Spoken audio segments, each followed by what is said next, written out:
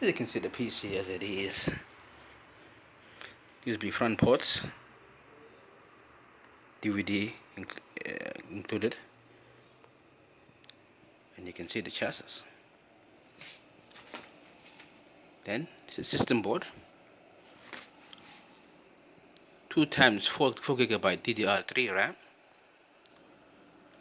i5 Intel processor, mid-core processor. As you can see the PCIe times 16 graphics card slot to insert the GPU.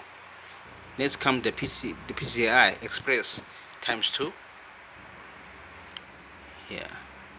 See the chassis, the cooling system, and then the PSU, the power supply unit, supplying power to the system board, which supplies power to the DVD